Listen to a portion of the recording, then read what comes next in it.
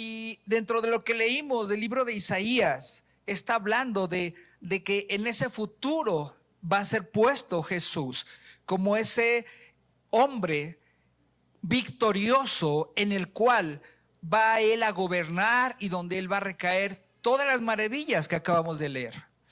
Pero dice aquí este título, que es el regreso de Jesús, mito, ficción o realidad.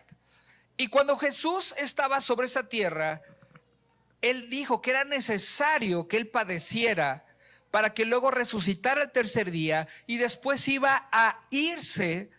Era necesario que él se fuera para que él nos pudiera dejar entonces al Consolador, que era su Espíritu Santo, para que estuviera con nosotros. Pero él iba a ir a preparar un lugar donde pudiera habitar junto con nosotros. Y el problema es que a veces nos quedamos con esa parte, ay, me voy a ir al cielo, allá tengo una mansión gloriosa y voy a estar allá con él. No, ese no es nuestro destino final. Nuestro destino final es que regresemos a esta tierra, vayamos y con él un tiempo, pero regresemos con él y reinemos con él por toda la eternidad. Eso es realmente en concreto nuestra finalidad. Pero quisiera que aterrizáramos un poquito en entender qué es un mito, qué es una ficción o qué es una realidad. Y partiéramos de ahí en cuanto a cuál es nuestra fe. ¿Cómo es tu fe? ¿En qué parte está? ¿Es un mito? ¿Crees en un mito? ¿Crees en una realidad? ¿O crees en una ficción? Y mito, para empezar, que tal vez muchos damos por hecho que sabemos que es un mito, pero yo quisiera aterrizarnos un poquito para ver algo real.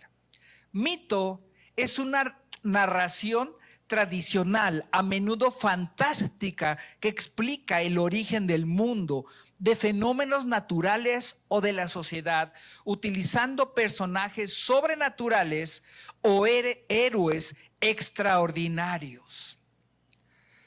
Con el tiempo, esta palabra evolucionó para referirse a narraciones que, aunque no son literalmente ciertas, tienen un profundo significado cultural y simbólico.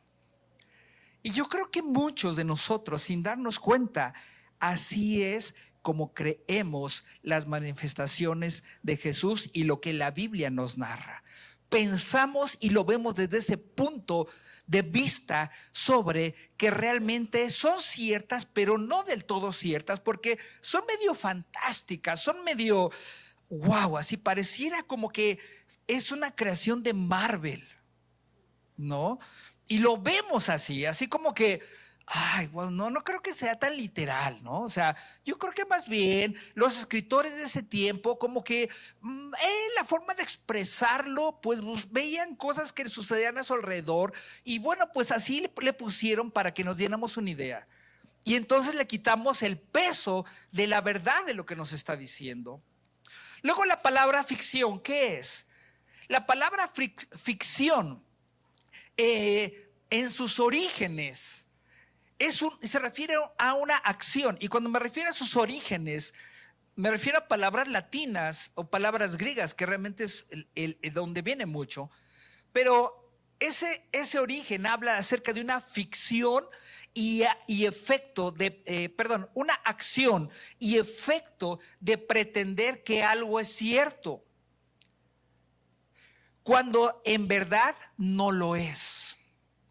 Por ejemplo, hay muchas creencias, religiones en el mundo que piensan que vino de repente un ángel del cielo y le dio una revelación a alguien que luego se convirtió en su líder, y a esa persona le dio esa revelación y le dijo, como es muy difícil interpretar las escrituras, te voy a dar otro libro donde te voy a explicar y te voy a dar como que los secretos para que interpretes lo que está en el libro de la Biblia. Y nacen nuevas sectas. O de repente alguien piensa, dice, wow, es que allá en el cerrito bajó de repente en una yate y quedó plasmado ahí una imagen. Mitos. O tengo que irme hasta el lugar donde está una cuevita y tengo que ir a danzarle ahí para que el señor de esa cuevita me pueda bendecir. mitos, ficciones. Pero cuando la Escritura nos habla de lo que es Dios, no es mito ni ficción. O el mito que tienes tu estampita y tienes que acariciarla todos los días, o traes tu cadenita y si no la cargo, Dios no me bendice. Mitos, ficciones.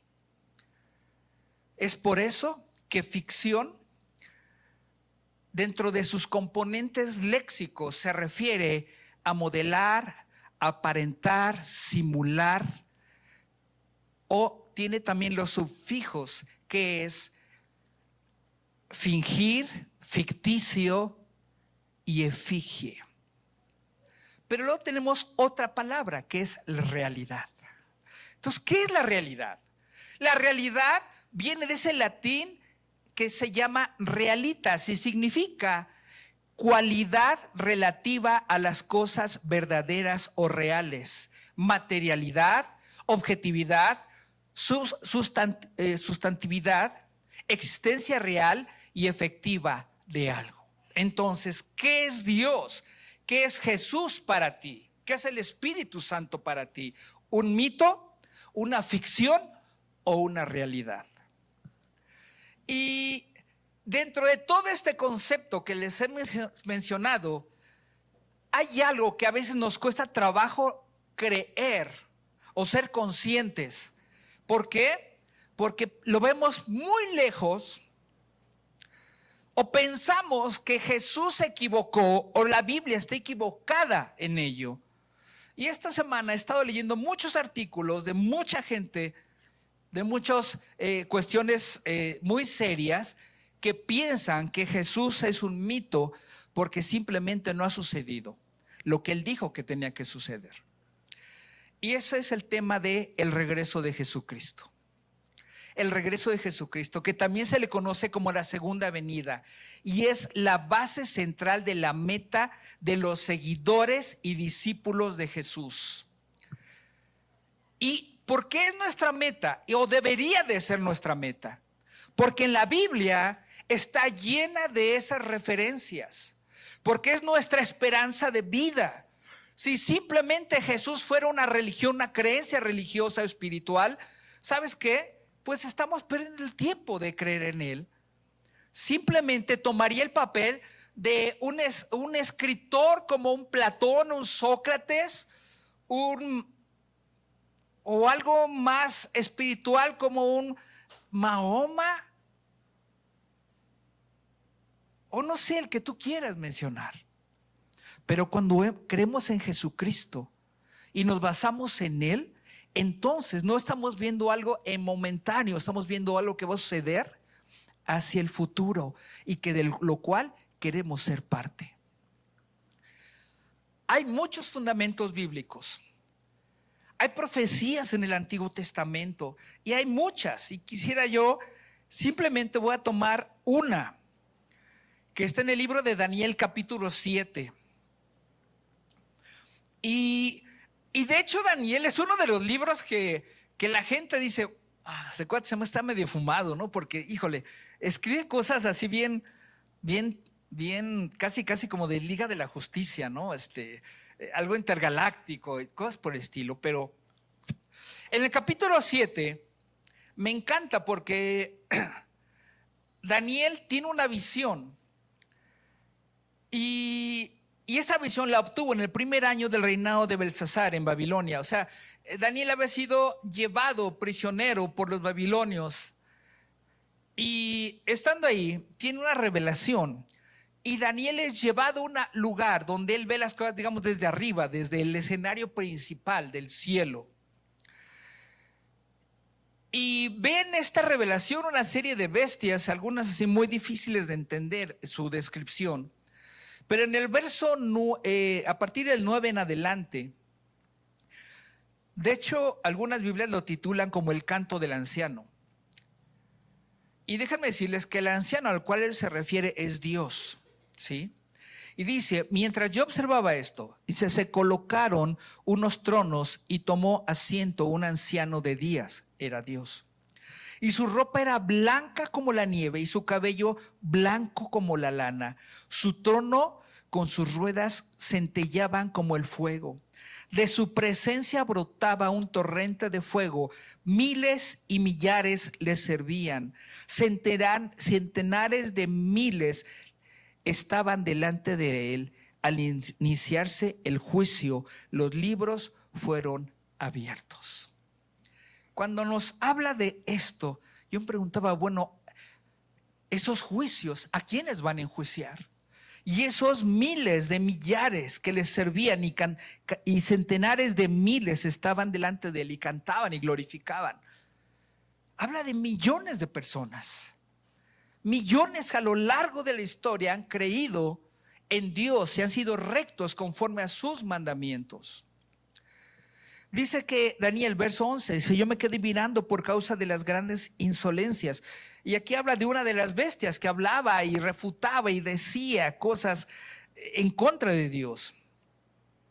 Pero en el verso 13 dice: en esa visión nocturna vi que alguien con el aspecto de un hijo de hombre venía entre las nubes del cielo. Y aquí está hablando de Jesucristo. Es el Hijo de Hombre que venía, pero no es venía de arriba hacia abajo. Recordemos que Daniel estaba arriba en el escenario principal, estaba arriba en el cielo en este gran evento que estaba sucediendo. Entonces Daniel estaba arriba y él venía, que ese Hijo de Hombre venía. Aquí está hablando cuando Jesús fue ascendido. Después de que resucitó, 40 días después, ascendió al cielo.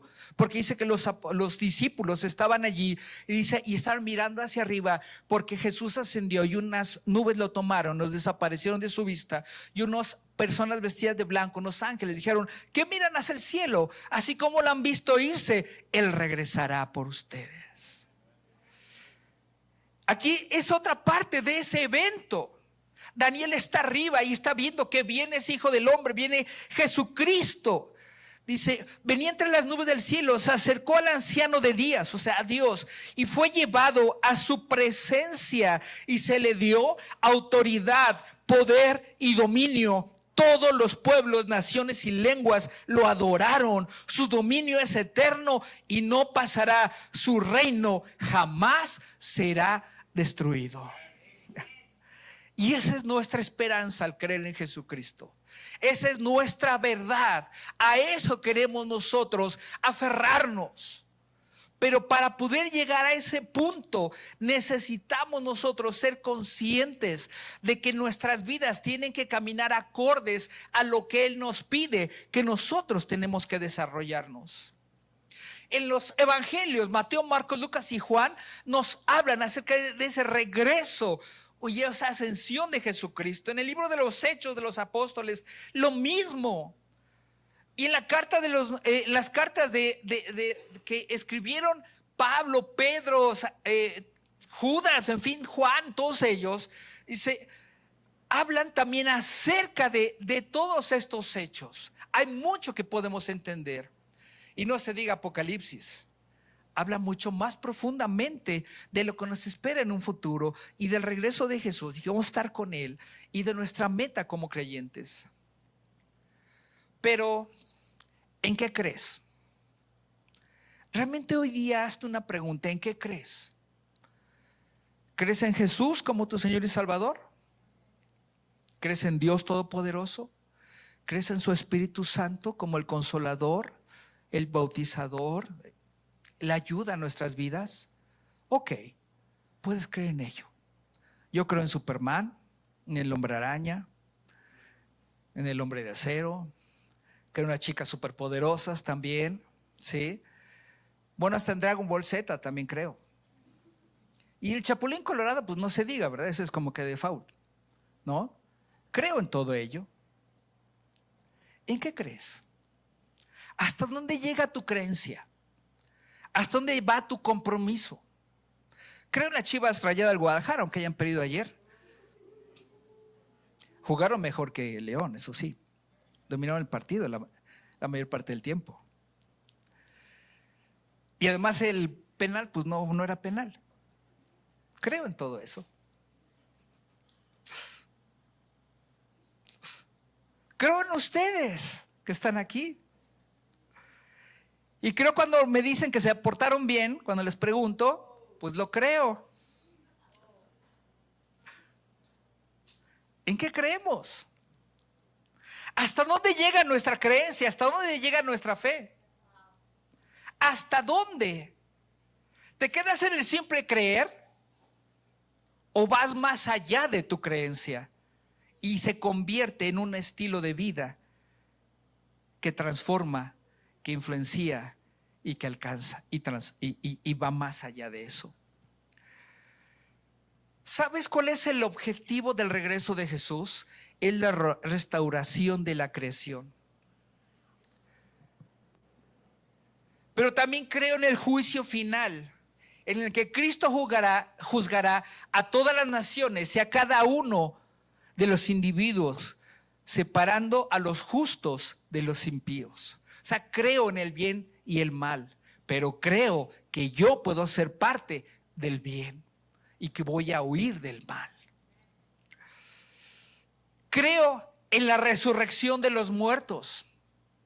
O sea, creo que si nos toca morir y yo muero creyendo en Jesús como mi Señor y Salvador y vivo una vida acorde a lo que Él me pide que yo haga, creo que en algún momento voy a resucitar y a vivir eternamente con Él.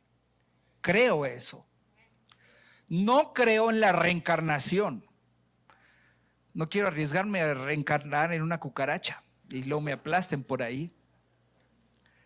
Creo en que voy a resucitar con un cuerpo glorificado y a vivir con Él eternamente. Creo en eso. Si les gusta creer las cosas así como que intergalácticas, bueno, yo creo que voy a resucitar y voy a estar en la Liga de la Justicia Celestial, ¿sí?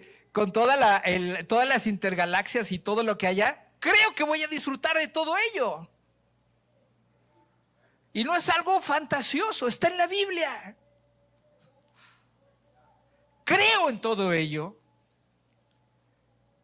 Creo en el establecimiento del reino de Dios sobre esta tierra. Y en conclusión puedo decirles que la segunda venida es una parte esencial de la fe cristiana. Y creo en eso. Pero es algo que tú tienes que ser consciente para creer, para que sea el motivador de tu vida y el impulsor de tu vida, para que todos los días camines en una vida de superación y de cosas mejores sobre esta tierra. Porque yo no puedo decir que creo en Dios y seguir siendo el mediocre, el fracasado, la persona limitada, la que no tiene aspiraciones. Yo no puedo ser eso. Si yo creo en Jesús, entonces yo creo que tengo toda la capacidad y la habilidad de caminar hacia adelante, ser fructífero y cada día ser una mejor persona en la vida. Y eso me lleva al capítulo 4 del libro de Malaquías, Antiguo Testamento, verso 1 y 2. Y dice: el Señor de los ejércitos celestiales dice: el día del juicio se acerca, ardiente como un horno. En aquel día el arrogante y el perverso serán quemados como paja. Serán consumidos desde las raíces hasta las ramas. Sin embargo, para ustedes que temen mi nombre, se levantará el sol de justicia con sanidad en sus alas. Saldrán libres, saltando de alegría como los becerros sueltos en medio de los pastos. O sea, creo que Dios me pide que no debo de ser arrogante y perverso. Pero hoy día, ¿cuál es la característica de nuestra sociedad? Nuestra sociedad es arrogante y es perversa. Ya ha comenzado la persecución sobre los que creemos en Jesús. Tal vez no lo vemos nosotros aquí en nuestra ciudad, a nuestro entorno, pero sucede. En esta semana, unos hermanos de una congregación cristiana fueron despojados de sus instalaciones y lanzados a la calle. ¿Nos duele? Sí, porque ya nuestra ciudad está viendo persecución. Decimos, no pasa aquí, es allá en Medio Oriente. No, aquí está pasando. Aquí está sucediendo. ¿Por qué? Porque nuestra sociedad es arrogante y perversa. Nuestros gobiernos son arrogantes y perversos. Si no, vean la arrogancia del primer mandatario de los Estados Unidos. Vean la arrogancia de los sirios. Vean la arrogancia de los talibanes. Vean la arrogancia de los turcos. Vean la arrogancia de los iraquíes. Vean la arrogancia de estos gobiernos que hoy día están metidos en Rusia. Están metidos en una lucha y una guerra constante. Veámoslo. Pero hoy día hay miles de personas que están dispuestas a pagar grandes cantidades para hacer cambios en sus vidas. No levanten la mano, pero ¿cuántos de ustedes están pagando alguna educación privada, ya sea un curso o educación formal, y les está costando? ¿Cuántos de ustedes están yendo a un lugar donde se hacen ejercicio, donde se forman y están pagando una X cantidad? ¿Cuántos de ustedes están pagando un curso de idiomas? ¿Cuántos de ustedes están pagando algo para aprender sistemas? No sé, lo que quieras. ¿Cuánto invertimos en nuestras formaciones? ¿Cuánto invertimos y gastamos en querer ser mejores? En el vestuario que traemos, en los zapatos que tenemos, en la casa, en los arreglos de casa. ¿Cuánto invertimos? Pero cuando se nos pide que invirtamos en creer y en crecer en Dios, ay no, eso sí me cuesta trabajo. Eso sí me pesa. Pero sin embargo, no te das cuenta que todo lo que pagas para tener algo en tu vida, eso no te cuesta. ¿Cuántos están dispuestos a pagar el precio para que Jesús les forme para lo extraordinario? Jesús te quiere formar para lo extraordinario. Y lo extraordinario no es que te levantes y digas, bueno, ya soy angelito, me dieron mis alas, me aureola, ya voy a las nubes a tocar mi arpa, que me asignen una buena nube para que, está padre, ¿no? Ahí tocando mi arpita. No, para eso no es. Jesús quiere formarte para lo extraordinario aquí en la tierra. Aquí. Primera de Corintios, capítulo 15, versos 50 al 51. Dice: les declaro, hermanos, que el cuerpo mortal no puede heredar el reino de Dios, ni lo corruptible puede heredar lo incorruptible. Fíjense bien en el misterio que voy a revelarles. Y aquí, esta parte, cuando Pablo lo dice, no es solamente, les voy a contar algo. No, está diciendo que a partir de este momento, Nuevo Testamento, de la ascensión de Jesucristo, todo lo que a los anteriores, desde allí hasta el libro del Génesis, pasando por todo el Antiguo Testamento, no les había sido revelado, solamente veladamente. Pero aquí está hablando Pablo y diciendo que ese misterio se nos es revelado a nosotros. Y dice, no todos moriremos, pero todos seremos transformados. ¡Wow! ¡Qué misterio!, dirán algunos. ¡Ay, de veras! Pensé que iba a decir otra cosa. Oye, perdóname, pero si no entendemos esto, pues estamos en la lela. ¿Por qué? Porque el objetivo es que tú y yo seamos transformados. ¿Sabes que fuimos diseñados con un propósito de ser perfectos? Pero nuestras malas decisiones, que realmente se llaman pecados, nuestras iniquidades, que son las consecuencias trascendentales de nuestros hechos y nuestros actos, de nuestros pecados, nos han limitado para ser transformados a lo que Dios quiere que seamos. Hay que pagar un precio, es cierto. Mateo 13, verso 44 al 47. Dice: el reino de los cielos es como un tesoro escondido en un campo. Cuando un hombre lo descubrió, lo volvió a esconder y lleno de alegría fue y vendió todo lo que tenía y compró ese campo. También se parece el reino de los cielos a un comerciante que andaba buscando perlas finas. Cuando encontró una de gran valor, fue y vendió todo lo que tenía y lo compró. En estos dos ejemplos, ¿cuál es la característica más importante que coincide en ambos ejemplos? Vendió todo lo que tenía. Ambos expresan lo mismo. Y ahora, ¿qué es vender todo lo que tenía? ¿Qué expresa? Expresa una acción, expresa algo que va más allá del simple conformismo y el mismo letargo. Expresa algo que yo estoy dispuesto a crecer y hacer, el pagar un precio. ¿Qué precio estás pagando por seguir a Jesús? ¿Qué precio estoy yo pagando por seguir a Jesús? ¿Qué precio estamos pagando?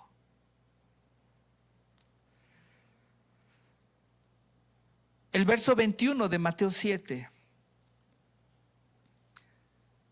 No, vámonos un poquito atrás. Verso 13 de Mateo 7.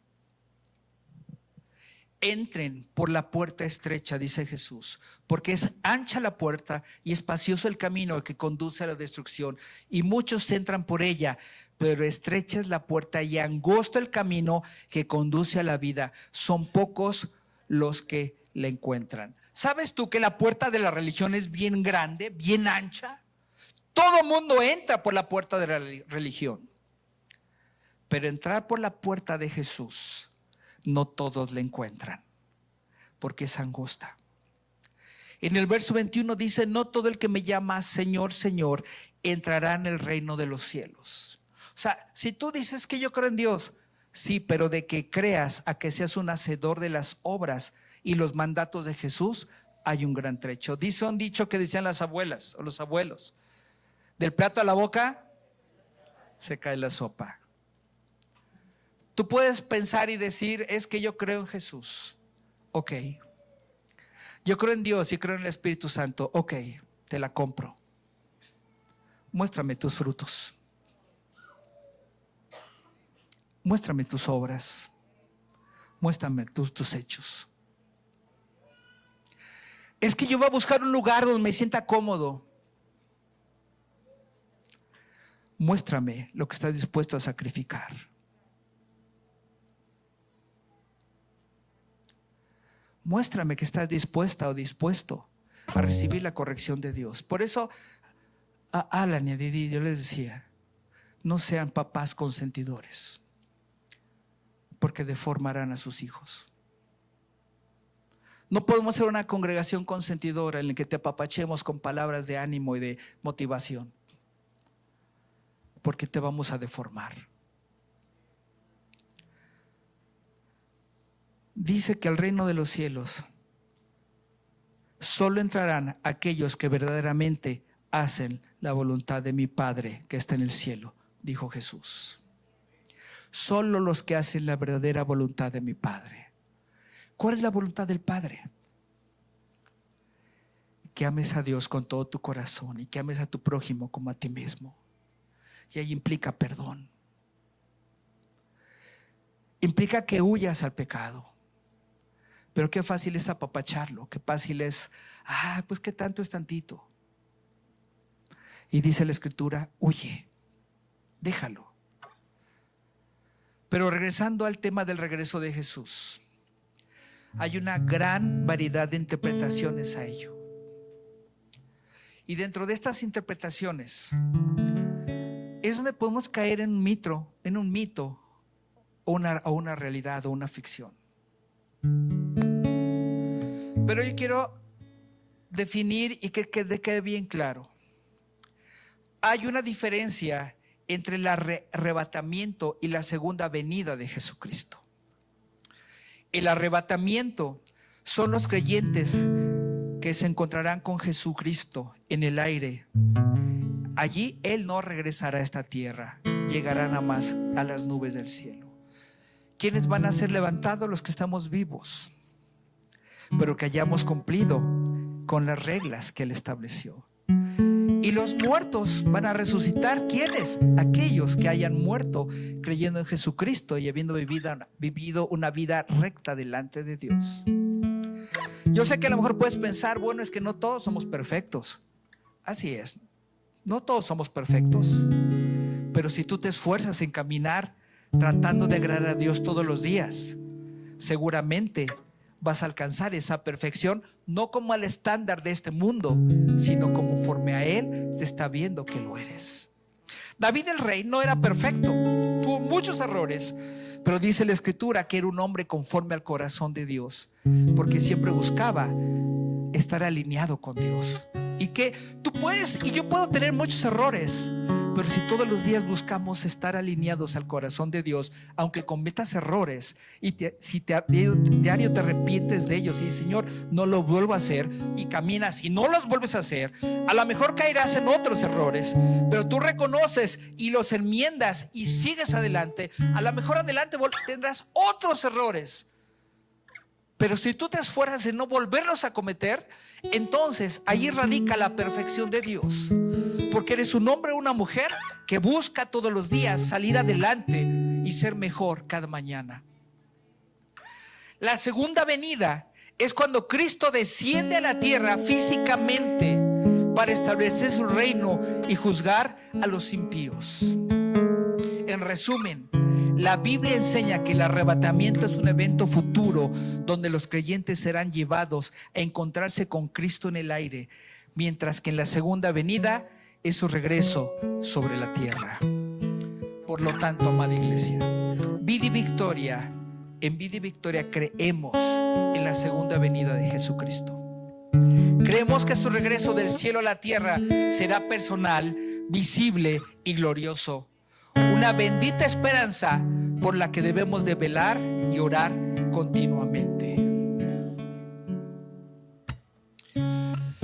Hay muchos que se preocupan porque, y es más, hay muchos congregantes de muchas congregaciones que oran, Señor, ya ven pronto.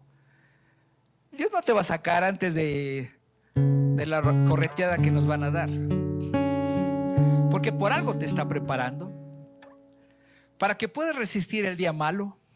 Y para eso quiere que te formes, para eso quiere que te fortalezcas. Mira, si Jesús viene por su iglesia antes de ese tiempo difícil que se le ha llamado tribulación y gran tribulación, que son 7 años al final de cuentas.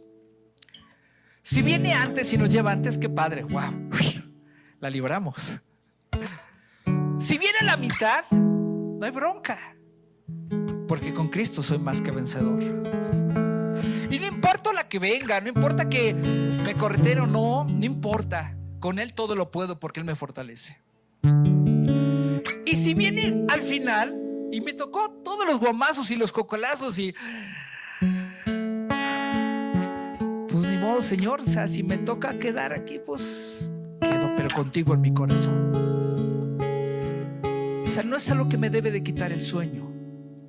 Si es antes, si es a la mitad o es al final. Lo más importante, que tú y yo seamos hallados aptos para disfrutar con Él en gloria.